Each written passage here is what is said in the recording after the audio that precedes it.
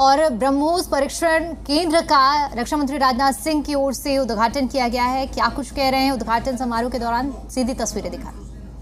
पूरे देश के लिए एक ऐतिहासिक दिन है। आज का दिन मैं समझता हूं उस शक्ति की आराधना का दिन है जो हमारी सेनाओं को संबल प्रदान करती है, जो हमारी सेनाओं में निहित होकर दुश्मन पर कहर बरसाती है।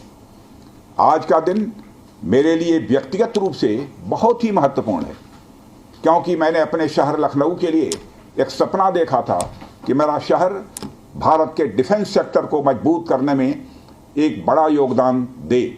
वह सपना अब पूरा हो रहा है।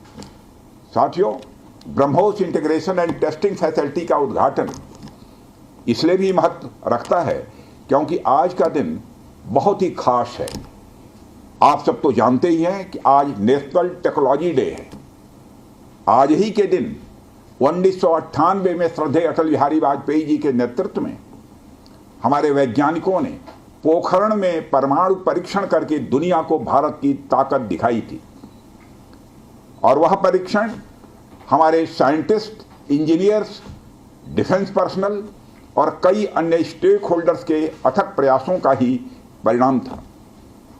यह हमारे वैज्ञानिकों तथा इंजीनियर्स को मान्यता देने, उनको रिकॉग्नाइज करने और उनके कंट्रीब्यूशन को एक्नॉलेज करने का दिन है।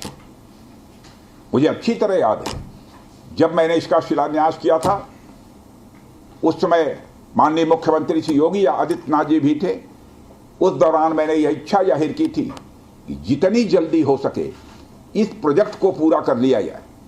और मुझे यह देखकर बेहद खुशी हुई कि आप लोगों ने मेरी भावनाओं का सम्मान रखा और महज 40 महीने में इस प्रोजेक्ट को पूरा करके दिखाया। आज हमारे आसपास जैसी परिस्थितियां हैं उसे देखते हुए ये बेहद जरूरी हो जाता है कि हम अपने लक्ष्यों को ऐसे ही समयबद्ध तरीके से पूरा करते रहें। इस मौके पर मैं उत्तर प्रदेश के माननीय मुख्यमंत्री श्री योगी आदित्यनाथ जी का विशेष आभार प्रकट करता हूं।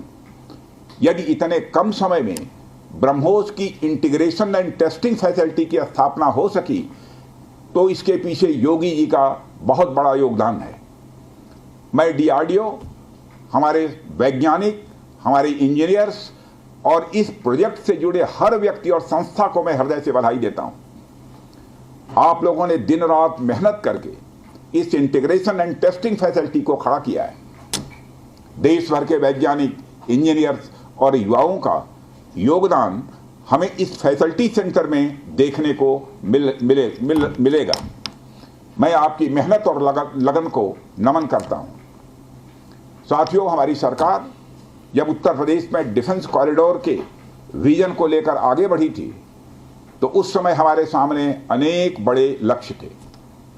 उन तमाम लक्ष्यों में से हमारा एक उद्देश्य यह भी था कि हम उत्तर प्रदेश को एक बार फिर देश के प्रोडक्शन सेंटर के रूप में डेवलप करें।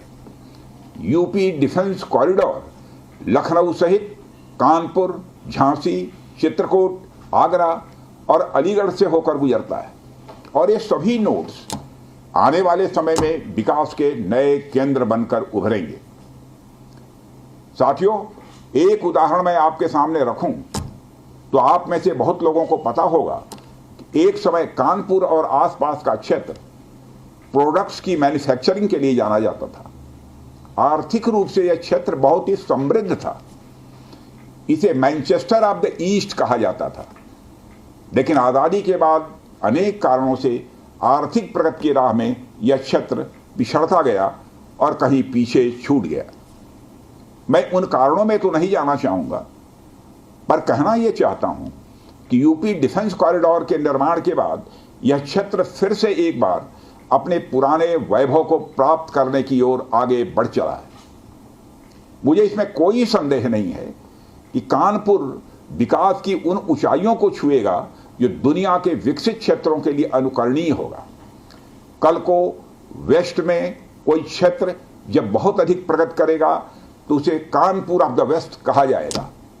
इसी प्रकार डिफेंस इंडस्ट्रियल कॉरिडोर के सभी नोड्स को डेवलप करने के लिए हम पूरी तरह से कमिटेड हैं। मुझे यह भी बताया गया है कि अभी उत्तर प्रदेश डिफेंस कॉरिडोर में aircraft manufacturing, UAV, drones, ammunitions, composite and critical materials, small arms, textile तथा पैरासूट आदि में मेजर इन्वेस्टमेंट किए गए हैं।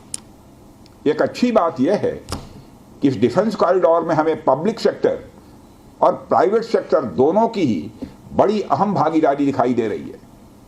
साथियों, जब मैं प्राइवेट सेक्टर की भागीदारी की बात कर रहा हूं तो मुझे यह बताते हुए बड़ी खुशी हो रही है कि लखनऊ में ही पीटीसी इंडस्ट्रीज